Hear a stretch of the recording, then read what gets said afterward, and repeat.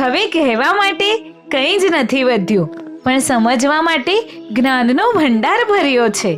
બસ ઘૂંટડે ઘૂંટડે આપણે તેનું પાન કરવાનું છે અને આ અંતિમ થોડાક ભાગને બસ ક્ષમતા ભાવથી માણવાના છે. તો પધારો, વૈરાગ્ય રેલાવતી આ મહાકથાના વધુ એક ભાગમાં આપનું સ્વાગત છે. આપના શુભ ભાવ કમેન્ટ્સમાં જણાવી લાઈક કરવાનું ભૂલશો નહીં.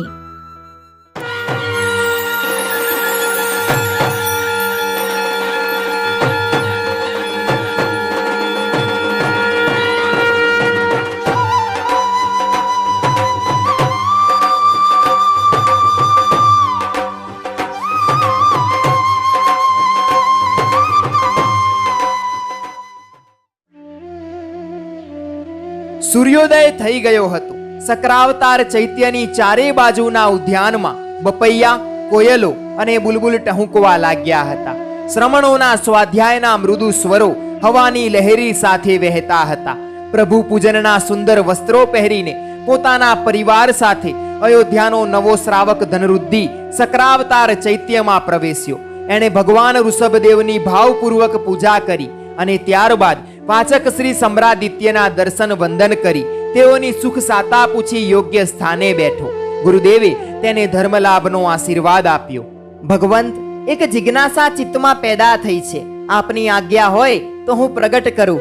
મહાનુભાવ, પૂછી શકો છો. ભગવંત, સાધુ સાધી સાવધ્ય, પાપોની વિરતી, કરણ કરાવણ અને અનુમોદન આ 3 પ્રકારે કરે છે.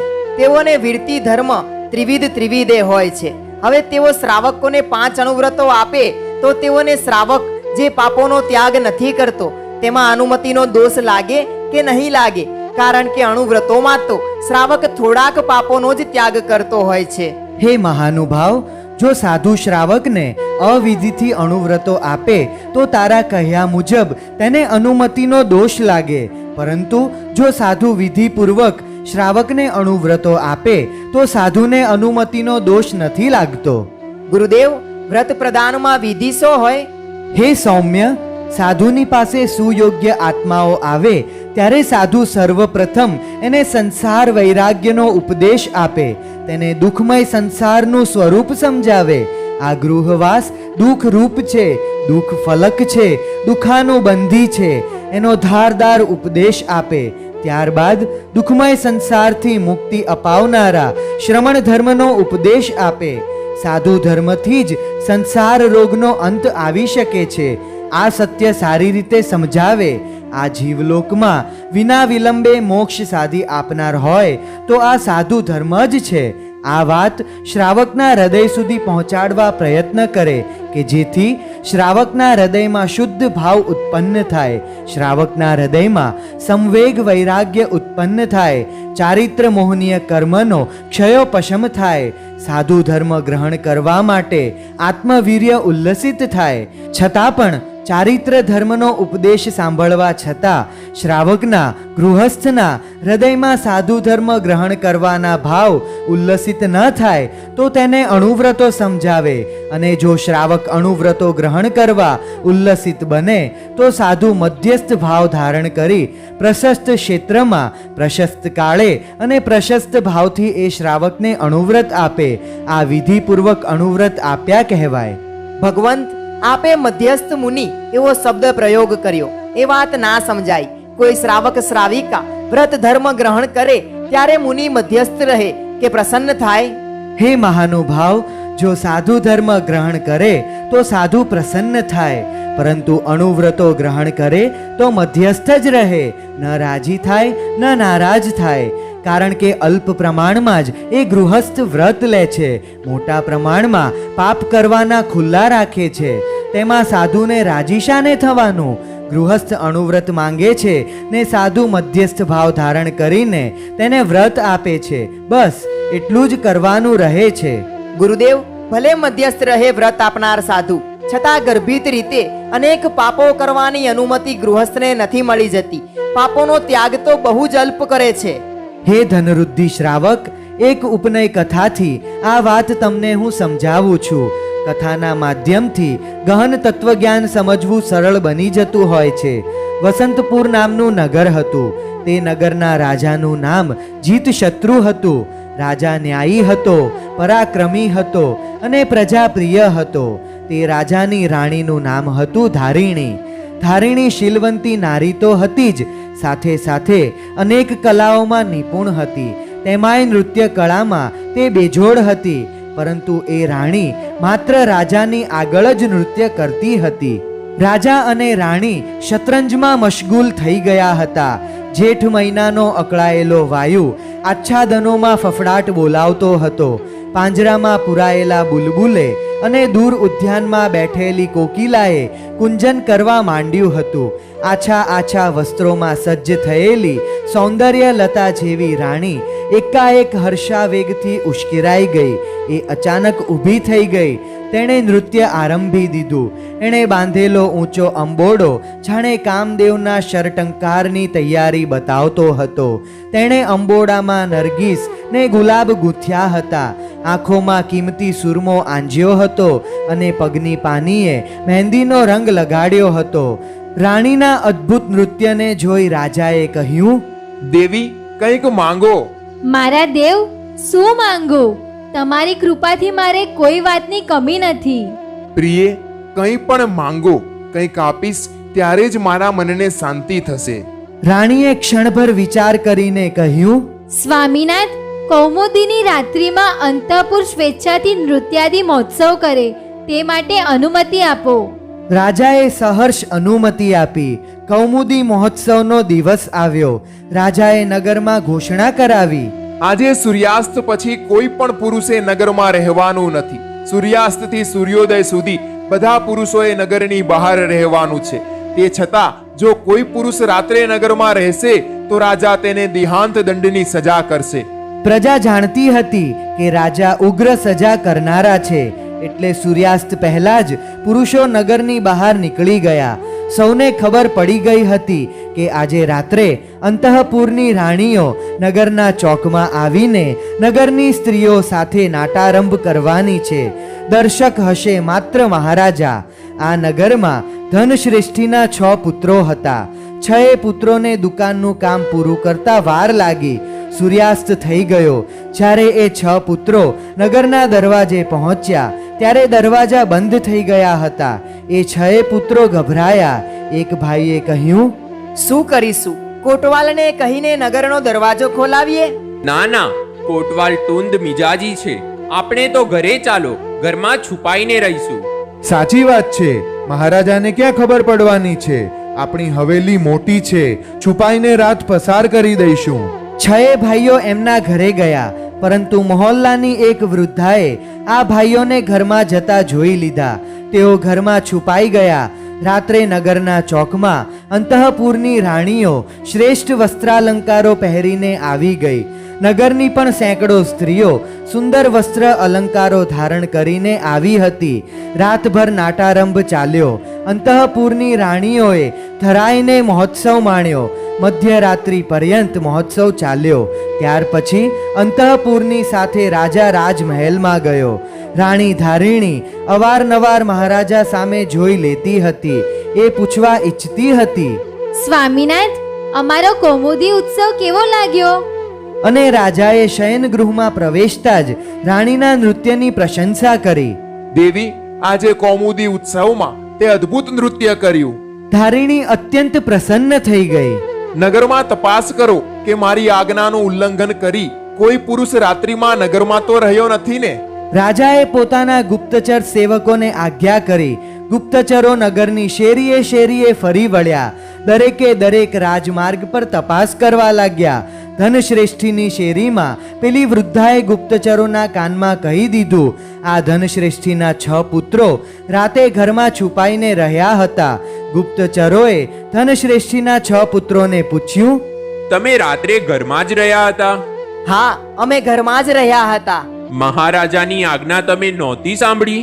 સાંભળી હતી. અમે ગામની બહાર જવા નીકળ્યા હતા, પરંતુ થોડા મોડા પડેલા, તેથી દરવાજા બંધ થઈ ગયેલા. એટલે અમારે ઘરમાં જ રહેવું પડેલું. ચાલો, તમારે મહારાજા પાસે ચાલવું જ પડશે. ધનશ્રેષ્ઠીના 6 પુત્રોને મહારાજા પાસે લઈ જવાયા. મહારાજાને ગુપ્તચરોએ બધી વાત કરી. ધનશ્રેષ્ઠીના 6 પુત્રોનો વધ કરો, જેમણે રાજ્ઞાનો અનાદર કર્યો છે. ધનશ્રેષ્ઠી સાથે જ આવેલા હતા. તેમણે આંખોમાં આંસુ સાથે રાજાને પ્રાર્થના કરી. મહારાજા, મારા પુત્રોનો અપરાધ ક્ષમા કરો. ધનશ્રેષ્ઠી, તમે જાણો છો કે હું અપરાધીને ક્યારેય ક્ષમા આપતો નથી. તો મહારાજા, મારા 6 પુત્રોના બદલે હું સજા ભોગવી લઉં. આ મારા 6ને મુક્ત કરો. એ ના બને શ્રેષ્ઠી. જેણે ભૂલ કરી છે તેને જ સજા થાય. તમે નિરપરાધી છો, તમને સજા ન થઈ શકે. મહારાજા, છોકરાઓ છે, પહેલી વહેલી ભૂલ કરી છે. કૃપા કરો, એમને ક્ષમા આપો. હું અનાથ બની જઈશ, અસહાય બની જઈશ. ધનશ્રેષ્ઠી રડી પડ્યા, પરંતુ મહારાજાનું હૃદય દ્રવિત ના થયું. શ્રેષ્ઠીએ કહ્યું, મહારાજા, 6 પુત્રોમાંથી કોઈ એકને સજા કરો, 5ને ક્ષમા આપવાની દયા કરો. એ ના બને શ્રેષ્ઠી. તો 2 પુત્રોને સજા કરો, 4ને ક્ષમા આપો. એ વાત પણ શક્ય નથી. તો 3 પુત્રોને સજા કરો, બાકીના 3ને ક્ષમા આપો. એ બનવું શક્ય નથી. તો શું 2 પુત્રોને ક્ષમા આપી શકાય? ના શ્રેષ્ઠી, એ વાત પણ શક્ય નથી. મહારાજા, તો મારા 1 પુત્રને તો ક્ષમા આપો. મારો વંશ તો રાખો, મને નિર્વંશ ના કરો. નહીતર 6 પુત્રોની સાથે હું પણ આપઘાત કરીને મરી જઈશ. ભલે, હું તમારા સૌથી મોટા પુત્રને ક્ષમા આપી દઉં છું. મોટા પુત્રને રાજાએ મુક્ત કર્યો. બાકીના 5 પુત્રોનો વધ કરાવી દીધો. વાચક શ્રી સમ્રાદિત્યે ધનવૃદ્ધિ શ્રાવકને કહ્યું, હે મહાનુભાવ, ધનશ્રેષ્ઠીને 6 પુત્રો પર સમાન પ્રેમ હતો. રાજાએ શેઠની વિનંતીથી 1 પુત્રને ક્ષમા આપી. એનો અર્થ એમ થયો ખરો કે શેઠે 5 પુત્રોને મારી નાખવાની અનુમતિ આપી? એમ તો ન કહેવાય ગુરુદેવ. હે મહાશ્રાવક, હવે હું તને આ કથાનો ઉપનય બતાવું છું. રાજા એટલે શ્રાવક. 6 શ્રેષ્ઠી પુત્રો એટલે ષડજીવ નિકાયના જીવો. શ્રેષ્ઠી એટલે સાધુ. ષડજીવ નિકાયના જીવોને બચાવવાની સાધુની વાત શ્રાવક ન જ માને તો જેટલું માને તેટલું મનાવી લેવા સાધુ ઉપદેશ આપે. છેવટે અણુવ્રત રૂપે 1 પુત્રને બચાવી લેવાની વાત પણ સાધુ માની લે છે. ભગવંત, હવે વાત સમજાઈ ગઈ, પરંતુ અણુવ્રત આપવામાં અવિધિ કોને કહેવાય?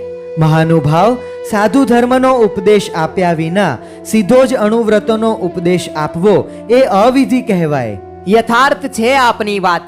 આપે મારી જિજ્ઞાસાનું સમાધાન કરવાની મહાન કૃપા કરી. ધનવૃદ્ધિ શ્રાવકે શ્રી સમ્રાદિત્યને વંદના કરી અને તેઓ પોતાના સ્થાને ગયા. આ ધર્મકથામાં અયોધ્યાનો પ્રસિદ્ધ સાર્થવાહ અશોકચંદ્ર પણ આવીને બેઠો હતો. ધનવૃદ્ધિના ગયા પછી અશોકચંદ્રે ઉપાધ્યાય શ્રી સમ્રાદિત્યને વંદન કર્યા અને વિનયથી પૂછ્યું, ભગવંત, ઘણા સમયથી એક પ્રશ્ન મારા મનને મૂંઝવે છે. આપની આજ્ઞા હોય તો પૂછું? પૂછી શકો છો સાર્થવાહ. ભગવંત, કેટલાક મનુષ્યો હિંસા કરે છે, અસત્ય બોલે છે, ચોરી કરે છે, વ્યભિચારી છે, કસાઈ છે અને અનેક પાપ ક્રિયાઓમાં પ્રવૃત્ત છે. ધર્મ વિરુદ્ધ આચરણ કરનારા છે, છતાં તેઓને ઇષ્ટપ્રિય પદાર્થોની પ્રાપ્તિ થતી જોઉં છું.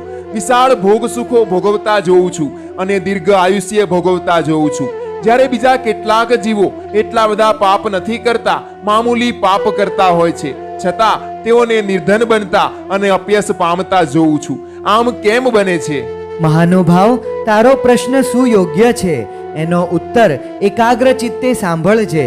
કર્મ પરિણતિની વિચિત્રતા જ આમાં મુખ્ય કારણ છે. જે જીવો તુચ્છ હોય છે, દુર્ગતિગામી હોય છે, ભવાભિનંદી હોય છે, આત્મકલ્યાણના માર્ગથી વિમુખ હોય છે, તેવા જીવોને પૂર્વજન્મોમાં ઉપાર્જિત પાપાનુબંધી પુણ્યના ઉદય થવાથી ઇષ્ટ અને પ્રિય પદાર્થોની પ્રાપ્તિ થાય છે.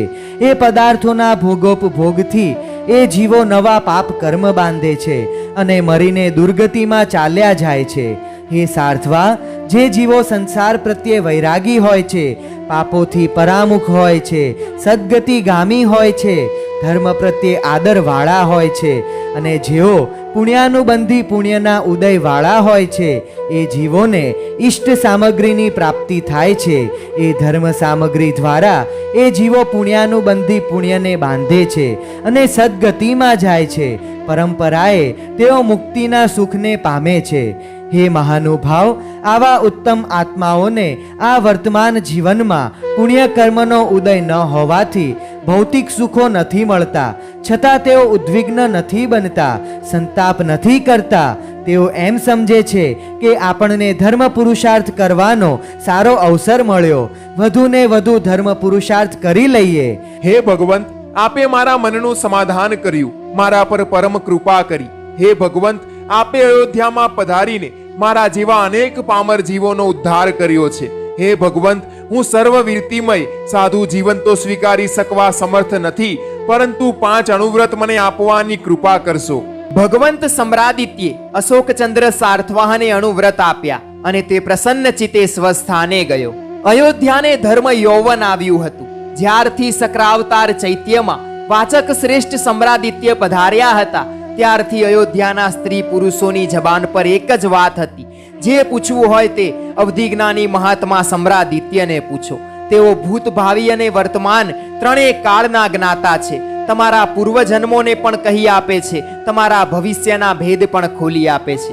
અને હજારો ભક્ત સ્ત્રી પુરુષો સક્રાવતાર ચૈત્ય તરફ પ્રતિદિન આવે છે, જાય છે અને અવધિજ્ઞાની મહર્ષિના દર્શન કરે છે, વંદન કરે છે, એમના ઉપદેશનું શ્રવણ કરે છે અને ધન્યતા અનુભવે છે, કૃતાર્થતા અનુભવે છે. જેને જે કંઈ પણ પૂછવું હોય તે અનુકૂળ સમયે પૂછી પણ લે છે. શ્રેષ્ઠી તિલોચને પૂછ્યું, ભગવંત, અભયદાન અને ઉપસ્તંભ દાનમાં સામાન્યથી ચડિયાતું દાન કયું ગણાય? મહાનુભાવ, તારા પ્રશ્નનો ઉત્તર એક કથા પ્રસંગથી તને આપું છું, જેથી તું સરળતાપૂર્વક સમજી શકીશ. બ્રહ્મપુર નામનું નગર હતું. કુશધ્વજ નામનો રાજા હતો અને એ રાજાને 4 રાણીઓ હતી: કમલુકા, તારાવલી, ચિત્રાવલી અને ગોદાવરી. રાજા એ 4 અગ્ર મહિષીઓની સાથે દ્યુત ક્રીડા કરી રહ્યો હતો. મનુષ્યના જીવનમાં રોજિંદા કોઈને કોઈ આઘાત પ્રત્યાઘાત આવ્યા કરતા હોય છે. સર્વાંશે સુખી તો કોઈ મનોજય કરનારા યોગી પુરુષો હશે. રાજા કુશધ્વજ એ બધા આઘાત પ્રત્યાઘાતોને રમવામાં, ખેલવામાં, શતરંજ કે ઘોડેસવારીમાં ભૂલી જતો. બીજે દિવસે તે હતો એવો તાજો થઈ જતો. ત્યાં રંગમાં ભંગ પડ્યો. એક સૈનિક એક ચોરને દોરડાથી બાંધીને ત્યાં લઈ આવ્યો. એ ચોરના શરીર પર ચાબુકના ઘા વાગેલા હતા. તેને મજબૂત રીતે બાંધેલો હતો. સૈનિકે રાજાને કહ્યું, હે મહારાજા, આ ચોર છે. પરદ્રવ્યની ચોરી કરતા આ પકડાયો છે. એને વધ્ય સ્થાને લઈ જાઓ અને મારી નાખો. જેવી આપની આજ્ઞા. ચાલો વધ્ય સ્થાને, ત્યાં તારા 100 વર્ષ પૂરા થઈ જશે. ચોર કંપી ઉઠ્યો, મૃત્યુના ભયથી થરથરી ગયો.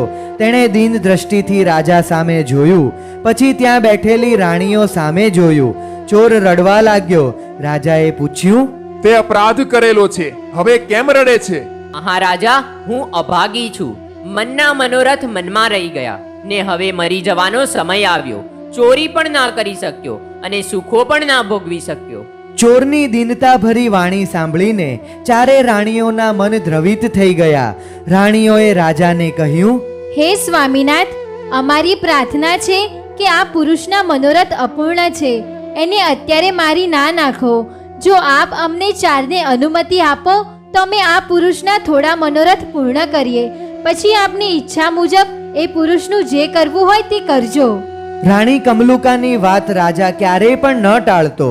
કમલુકા પટ્ટ રાણી હતી અને રાજાને અતિ પ્રિય હતી. રાજાએ કહ્યું, ભલે, તમે એના મનોરથ પૂર્ણ કરો, પછી એનો વધ કરાવીશ. સર્વપ્રથમ ગોદાવરી આ પુરુષના મનોરથ પૂર્ણ કરશે. ગોદાવરી રાણી પોતાની 2 દાસીઓ દ્વારા પોતાના ખંડમાં એ પુરુષને લઈ ગઈ. તેણે દાસીઓ પાસે સહસ્ત્રપાક તેલ મંગાવ્યું. 2 સેવકો દ્વારા સ્નાન ગૃહમાં મોકલીને તેલની માલિશ કરાવી. ત્યાર પછી સુગંધી જલથી સ્નાન કરાવડાવ્યું. ત્યારબાદ તેને મૂલ્યવાન 2 રેશમી વસ્ત્ર આપ્યા. ચોરે એ રેશમી વસ્ત્ર ધારણ કર્યા. ત્યારબાદ રાણીએ પોતાની દાસીઓ દ્વારા ઉત્તમ ભોજન કરાવ્યું. આ રીતે એ ચોરની પાછળ ગોદાવરી રાણીએ 10,000 રૂપિયાનો ખર્ચ કર્યો. બીજા દિવસે ચોર ચિત્રાવલી રાણીને સોંપવામાં આવ્યો. ચિત્રાવલીએ એ ચોરને સ્નાનાદિ કરાવડાવ્યા, ઉત્તમ વસ્ત્ર આપ્યા, મીઠા મધુર પીણા પાયા, સ્વાદિષ્ટ ભોજન કરાવ્યા. કેસર કસ્તુરી આદિના મિશ્રણથી એના શરીર પર વિલેપન કરાવડાવ્યું, એને સોનાનો કંદોરો આપ્યો. આ રીતે એક દિવસમાં રાણીએ 20,000 રૂપિયાનો ખર્ચ કરી એ ચોરના મનોરથો પૂર્ણ કર્યા. ત્રીજા દિવસે એ ચોર રાણી તારાવલીને સોંપવામાં આવ્યો. તારાવલીને ત્યાં સ્નાન, અભ્યંગન આદિ કરાવવામાં આવ્યું. ઉત્તમ વસ્ત્ર અને અલંકાર આપવામાં આવ્યા. ત્યાર પછી તારાવલીએ ચોરને પૂછ્યું, તને ગમતું ભોજન મળશે, માટે તું કહે તને કેવું ભોજન ગમે છે? ચોરે ગમતું ભોજન બતાવ્યું. એ પ્રમાણે એને ભોજન કરાવવામાં આવ્યું. દ્રાક્ષારસનું પાન કરાવવામાં આવ્યું. દિવ્ય આભૂષણો પહેરાવવામાં આવ્યા. આ રીતે તારાવલી રાણીએ એક દિવસમાં એ ચોર માટે 1,00,000 રૂપિયાનો ખર્ચ કરી ચોરના મનોરથ પૂર્ણ કર્યા. ચોથા દિવસે એ ચોર પટરાણી કમલુકાને સોંપવામાં આવ્યો. કમલુકાના મુખ પર ઉદાસીનતા હતી. રાજાએ કમલુકાને ઉદાસીન જોઈ. રાજાએ પૂછ્યું, કેમ તારે આ ચોરના મનોરથ પૂર્ણ નથી કરવા? હે નાથ, મારી બહેનોએ આને જે દાન આપ્યું છે એનાથી વધારે દાન આપવા યોગ્ય વૈભવ મારી પાસે નથી. દેવી, આ સમગ્ર જીવલોકમાં મારા માટે જો સારભૂત કંઈ હોય તો તે તું છે. મારો પ્રાણ પણ તને આધીન છે, તો પણ તું નથી એમ કહે છે. હે મારા નાથ, આપે મારા પર મહાન કૃપા કરી. જો આપની એવી જ ઈચ્છા હોય તો હું આને કંઈક આપું. અવશ્ય આપો દેવી. રાજાએ અનુમતિ આપી. રાણીએ ચોરની સામે જોઈને કહ્યું, હે ભદ્ર, તે ચોરીનું પાપ કર્યું. એ પાપનું ફળ આ ભવમાં તો જોયું ને. તને મહારાજાએ વધની સજા કરી છે. હે મહાદેવી, મેં ચોરીના પાપનું ફળ બરાબર જોયું. મને ઘણો પશ્ચાતાપ થાય છે. હે દેવી, હું જીવન પર્યંત આવું અકાર્ય નહીં કરવાની પ્રતિજ્ઞા લઉં છું. હે મહાનુભાવ, જો તું જીવન પર્યંત ચોરી નહીં કરવાની પ્રતિજ્ઞા લે છે તો હું તને અભય આપું છું. દેવી, તમે આ પુરુષને શ્રેષ્ઠ દાન આપ્યું. સર્વ દાનોમાં શ્રેષ્ઠ દાન છે અભયદાન. રાણી કમલુકા રાજી થઈ ગઈ. ચોર રાજી થયો. રાજા પણ રાજી થયો. પરંતુ 3 રાણીઓ હસવા લાગી. કમલુકાએ કહ્યું, તમે 3 એટલા માટે હસો છો કે તમે 10,000, 20,000, લાખ રૂપિયાનો ખર્ચ આ પુરુષ માટે કર્યો અને મેં એક પણ પૈસાનો ખર્ચ ના કર્યો. પરંતુ તમે એ ચોરને જ પૂછો કે સૌથી શ્રેષ્ઠ દાન કોણે આપ્યું. હે માતા તુલ્ય મહારાણીઓ, હું મૃત્યુના ભયથી ભયભીત હતો અને તેથી પહેલી, બીજી અને ત્રીજી રાણીએ મારા માટે શું કર્યું, શું મને આપ્યું તેનો મને જરાય ખ્યાલ રહ્યો નથી. પરંતુ ચોથા રાણીજીએ મને અભય આપીને મૃત્યુના ભયથી મુક્ત કર્યો છે. તેથી હું સંપૂર્ણ સુખી અને સંતુષ્ટ થયો છું. 3 રાણીઓને અભયનું મહત્વ સમજાયું. હે મહાનુભાવ, તારા પ્રશ્નનો ઉત્તર તને મળી ગયો ને? હા ભગવંત, આપે કહ્યું તે યથાર્થ છે. અયોધ્યામાં 1 મહિનો પસાર થઈ ગયો. 1 મહિનામાં અનેક આત્માઓ પ્રતિબોધ પામ્યા. કેટલાક પુરુષોએ સર્વવીરતિમય સાધુ જીવન સ્વીકાર્યું અને કેટલાક લોકોએ દેશવીરતિમય ગૃહસ્થ શ્રાવક જીવન સ્વીકાર્યું. અનેક જીવોએ સર્વજ્ઞ વચનો પર શ્રદ્ધા સ્થાપિત કરી. અવધિજ્ઞાની મહર્ષિએ હવે અયોધ્યાથી વિહાર કર્યો અને તેમણે સાથેના શ્રમણોને કહ્યું, આપણે માલવ પ્રદેશ તરફ વિહાર કરીએ છીએ. આપણું લક્ષ્ય છે ઉજ્જૈની પહોંચવાનું. પરંતુ વચ્ચે આવતા ગામ નગરોમાં સ્થિરતા કરતા કરતા આગળ વધીશું. અને એ રીતે તેઓ માલવ પ્રદેશ તરફ આગળ વધવા લાગ્યા. માર્ગમાં આવતા ગામ નગરોમાં તેઓ સ્થિરતા કરે છે. લોકોને ધર્મોપદેશ આપે છે. તત્વજ્ઞાનનો પ્રકાશ આપે છે. લોકોને ઉન્માર્ગથી પાછા વાળે છે, સન્માર્ગે વાળે છે. અને કેટલાક હળુકર્મી આત્માઓ ચારિત્ર ધર્મ સ્વીકારે છે તો કેટલાક શ્રદ્ધાવાન અને સદાચારી બને છે. શ્રમણ શ્રેષ્ઠ મોહજીતે ગુરુદેવ સમ્રાદિત્યને કહ્યું, ગુરુદેવ, આવતીકાલે આપણે માલવ પ્રદેશની પ્રસિદ્ધ નગરી ધારામાં પ્રવેશ કરીશું. આ ધારા નગરી ધર્મ રંગે રંગાયેલી નગરી છે. મોહજીત, હું જાણું છું ધારા નગરી માત્ર ધર્મ રંગે જ રંગાયેલી છે એમ નથી. એ નગરીમાં કલાકારો, કલા સ્વામિનીઓ પણ વસે છે. આ નગરી ધન ધાન્યથી પણ પરિપૂર્ણ છે. ધારા નગરીનું નામ સાંભળતા જ સમ્રાદિત્યની માનસ સૃષ્ટિમાં ધારાનું ચિત્ર સ્પષ્ટ થયું. ગૃહસ્થ અવસ્થામાં કરેલી પોતાની ધારા નગરીની યાત્રા સ્મૃતિ પથમાં આવી. તેમણે મોહજીતને કહ્યું, મુનિવર, આપણે ધારા નગરીમાં 1 માસ તો રહીશું. કદાચ વધુ સમય પણ રોકાવું પડે. ગુરુદેવ, આપની આજ્ઞા અમને પ્રમાણ છે. ધારાનગરીમાં અવધિજ્ઞાની સમ્રાદિત્યના પાવન પગલા પડ્યા અને ભારે શાસન પ્રભાવના શરૂ થઈ. ઉછરંગ સાથે ભવ્ય શાસન ઘ્યોત થવા લાગ્યો. અનેક પંડિતો શાસ્ત્રાર્થ અને વાદ વિવાદની દિશાઓ ગજવતા ત્યાં એકત્રિત થવા લાગ્યા. બુદ્ધિશાળી અને ચતુર સાધુ પુરુષોથી ઉપાશ્રય ભરાઈ ગયો હતો. કેટલાક વાણી ચતુર સાધુઓ સવારથી સાંજ સુધી પરસ્પર શાસ્ત્રાર્થ કરી રહ્યા હતા. કેટલાક સાધુઓ સ્વદર્શન પરદર્શનના અધ્યયનમાં નિરત હતા. કેટલાક સાધુઓ યોગ અને અધ્યાત્મની સાધનામાં લીન હતા.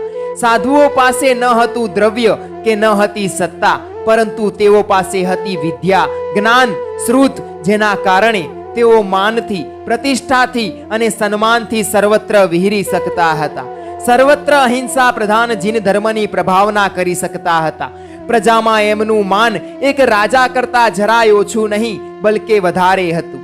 ધારાનગરીમાં સ્થળે સ્થળે નવનવા પ્રકારના ધર્મોત્સવો ચાલુ થઈ ગયા. કળા અને સૌંદર્ય ભર્યા મંદિરોની રચના શરૂ થઈ ગઈ. સાધુ પુરુષોની અપૂર્વ પૂજા ભક્તિ શરૂ થઈ ગઈ અને રાજસભામાં પણ આ વાત પહોંચી. નગરના ઉપાશ્રયમાં અવધિજ્ઞાની સમ્રાદિત્ય મહાત્મા પધાર્યા છે અને સાથે જ સેંકડો સાધુ પુરુષો છે. જાણે કે ઉપાશ્રયમાં જ્ઞાન અને ચારિત્ર્યની સાધનાનો યજ્ઞ મંડાયો છે. મહારાજાએ કહ્યું, હું પરિવાર સાથે મહાત્મા સમ્રાદિત્યના દર્શન કરવા જઈશ અને તેઓને રાજસભામાં પધારવા વિનંતી કરીશ. રાજસભા પણ તેઓના તત્વબોધને સાંભળીને પાવન બનશે. સભાસદોએ મહારાજાની જય બોલાવી વાતને સમર્થન આપ્યું. મહારાજાને ખબર હતી કે ઉજ્જૈનીના સમગ્ર રાજ પરિવારે ગૃહ ત્યાગ કર્યો હતો. સમ્રાદિત્ય ઉજ્જૈનીના યુવરાજ હતા. એ સંબંધની દ્રષ્ટિએ પણ તેઓ સમ્રાદિત્યના દર્શન કરવા તત્પર થયા હતા. સંસારની અસારતા અને મુક્તિના રહસ્યને સમજનાર મહાન સમ્રાદિત્ય માત્ર એક શિષ્ય સાથે સ્વસ્થ ચિત્તે અને પ્રસન્ન મુખ મુદ્રાએ રાજસભામાં આગળ વધતા હતા. તેમનું વિશાળ લલાટ તેજ પ્રભા વહાવતું હતું અને આંખોમાં અખંડ જ્યોતિ ભરી હતી. કપાળ પર ભવ ભૂલેલાનું કલ્યાણ કરવાની ભવ્યતા હતી. તેઓ સશક્ત હતા અને પાંચે ઇન્દ્રિયો અક્ષત હતી. જાણે કોઈ મહર્ષિ દેવલોકમાંથી પૃથ્વી પર સદેહે આવી રહ્યા હોય તેવો ત્યાં ભાસ થતો હતો. રાજાએ બહુમાનપૂર્વક સ્વાગત કર્યું અને રાજ સિંહાસનની પાસે જ રાજસિંહાસનથી કંઈક ઊંચા કાષ્ટના સિંહાસન પર ગુરુદેવ સમ્રાદિત્યને બિરાજમાન થવાની વિનંતી કરી. ગુરુદેવ કાષ્ઠાસન પર બેઠા અને ત્યારબાદ મહારાજાએ તેમને વંદના કરી અને કહ્યું, પ્રિય સભાજનો, ધારાનગરીનું સૌભાગ્ય છે કે આવા મહાન જ્ઞાની, સંયમી અને તપસ્વી ગુરુદેવ અહીં પધાર્યા છે. તમે સહુ જાણતા હશો કે આ ગુરુદેવ પૂર્વાવસ્થામાં ઉજ્જૈનીના યુવરાજ હતા. આ સાંભળતા જ રાજસભામાં નૃત્ય કરવા સજ્જ થઈને બેઠેલી નૃત્યાંગના ચિંતામણી ચોંકી ઉઠી. એણે સમ્રાદિત્યની સામે જોયું. એ જેમને મળવા ઘણા વર્ષોથી આતુર હતી એ મહાપુરુષને એણે સામે જ બેઠેલા જોયા. ઓહો, આ એ જ યુવાન છે. આ એ જ કલા સમ્રાટ છે જે મારે ત્યાં આવેલો અને મેં મન ભરીને એની સમક્ષ નૃત્ય કરેલું. રાજસભામાં ચિંતામણીના પગના ઝાંઝર અને હાથના કંકણ રણઝણી ઉઠ્યા. મૃદંગ પર થાપ પડી અને ચિંતામણીનું નૃત્ય આરંભાઈ ગયું. ચિંતામણીના પગલામાં લય અને તાલ બજતા હતા અને સિતારના તાર વધુ ને વધુ રણઝણિયા જતા હતા. ચિંતામણીએ આકાશમાં લહેરાતી વાદળીની જેમ દેહને વિંઝ્યો. મસ્તી ભરી અદાથી પગનો તાલ આપ્યો. સૂરનો મેળ સાધ્યો અને ઘૂઘરા રણઝણ્યા. વાતાવરણ સૂર અને સૌંદર્યથી તરબોળ બની ગયું. મહાત્મા સમ્રાદિત્યે પોતાની પાંચે ઇન્દ્રિયો અને મનને આત્માના અનંત પ્રદેશમાં નિશ્ચલ કરી દીધા. ન તો તેઓ નૃત્ય જોતા હતા કે ન તો તેઓ ગીત સાંભળતા હતા, પરંતુ ચિંતામણીની દ્રષ્ટિ તો વારંવાર પરમ પ્રિય મહાપુરુષ તરફ જતી હતી. દ્રષ્ટિ સાથે દ્રષ્ટિ મેળવવા તે આતુર હતી. નૃત્ય બંધ થયું અને નર્તકી સમ્રાદિત્યની સામે આવી. નતમસ્તકે ઊભી રહી અને બોલી, ભંતે વંદામી તે. અને મહાપુરુષનો ગંભીર નાદ સંભળાયો. ધર્મ લાભોસ્તુ. ભંતે, આ પામર સ્ત્રીને પાવન કરવા એક દ્રષ્ટિની કૃપા કરો. અને સમ્રાદિત્ય મહર્ષિની દિવ્ય કરુણાભરી દ્રષ્ટિ ચિંતામણીની દ્રષ્ટિને મળી અને ચિંતામણીની આંખોમાંથી અશ્રુ દ્વારા જાણે પાપો વહી જવા લાગ્યા. આ ધારાનગરીનું બાહ્ય ઉદ્યાન હતું. ઉદ્યાનની ચારે બાજુ અશોક, આમ્ર, બદામ, સરુ અને કદંબના ઘટાદાર વૃક્ષો હતા. મધ્ય ભાગમાં નિશિગંધા અને ગુલાબના ક્યારા રચીને વાતાવરણ સુગંધિત બનાવવામાં આવ્યું હતું. ઠેર ઠેર નાની નાની ગુફાઓ બનાવી એમાં હરણ, સસલા વગેરે સુંદર જનાવરો પાળવામાં આવ્યા હતા. લતા કુંજોમાં મેના અને પોપટના પિંજરા ટાંગવામાં આવ્યા હતા. એક ગુફા ખાલી હતી અને મહામુનીશ્વર સમ્રાદિત્યએ ખાલી ગુફામાં આજે ધ્યાનસ્થ બન્યા હતા.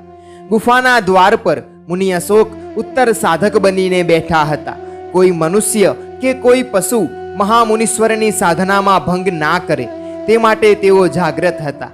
આજે 2 પ્રહર સુધી ધ્યાન કરવાનું હતું, એટલે કે સૂર્યોદયથી 6 કલાક સુધી ધ્યાન લીન બનીને કાયોત્સર્ગ કરવાનો હતો.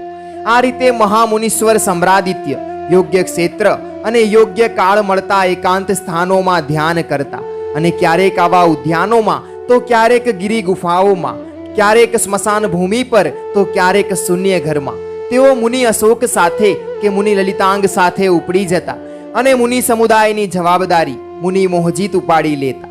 મુનિ સમુદાય મુનિ મોહજીત પ્રત્યે સતત આદર ભાવ ધરાવતો હતો, એમની આજ્ઞાનું પાલન કરતો હતો, એટલે મુનીશ્વર સમ્રાદિત્ય નિશ્ચિંત બનીને ધ્યાન સાધના કરી શકતા હતા.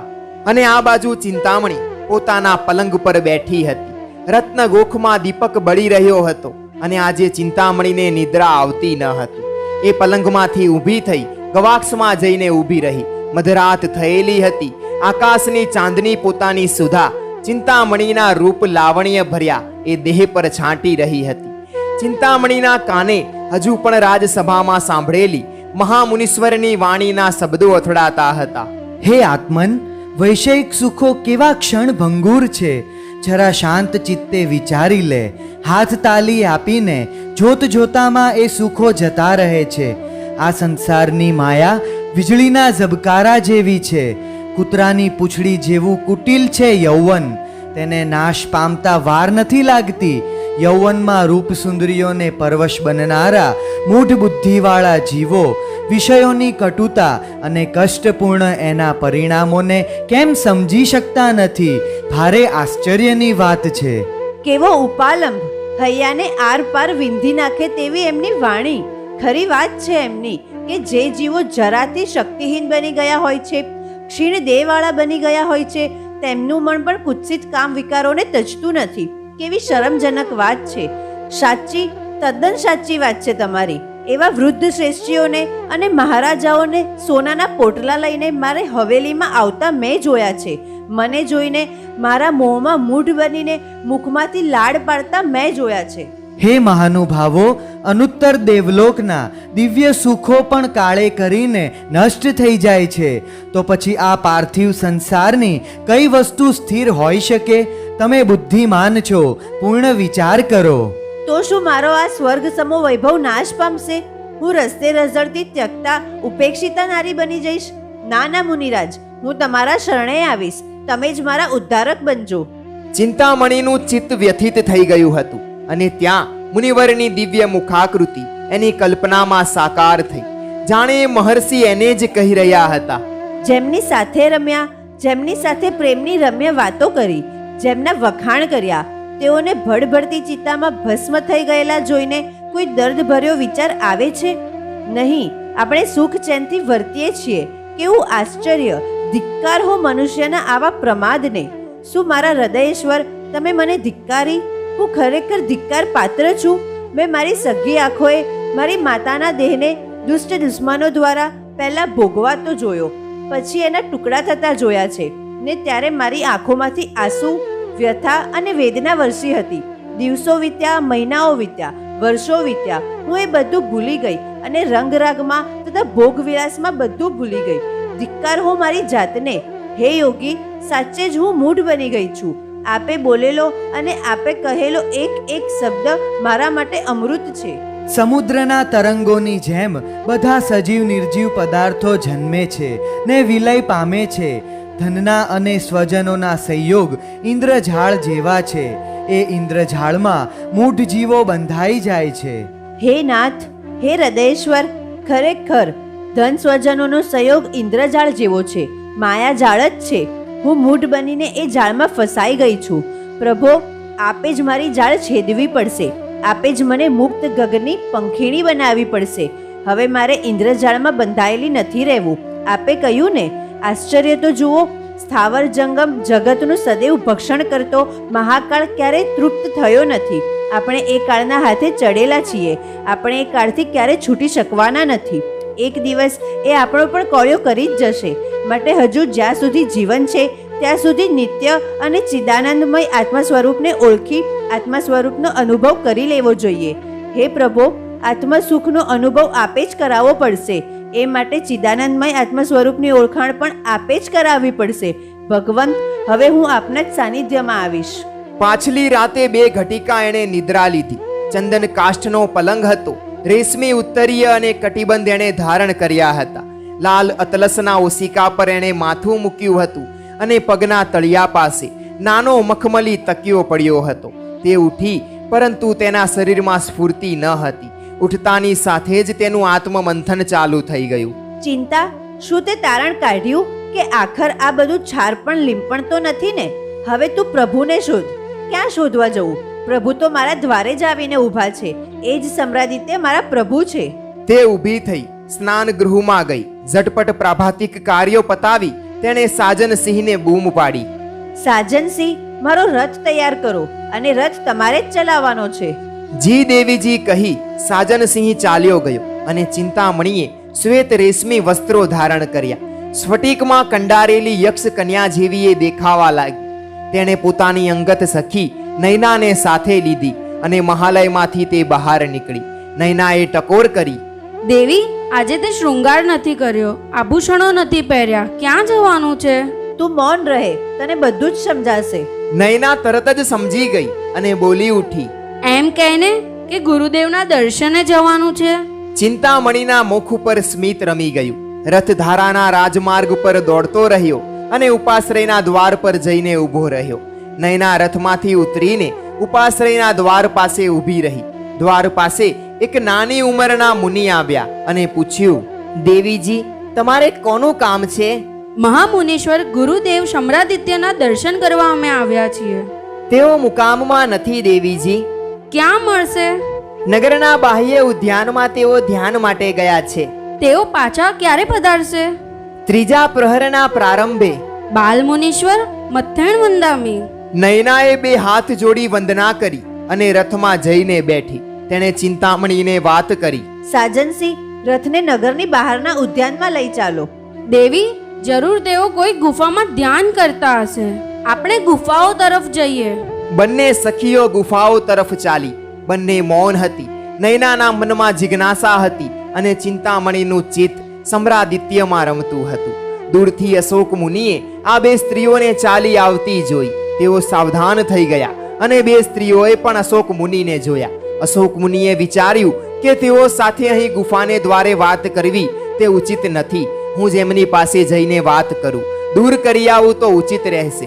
અશોક મુનિ થોડું ચાલીને આગળ એક વૃક્ષની નીચે ઊભા રહ્યા અને 2 સ્ત્રીઓ પણ ત્યાં પહોંચી.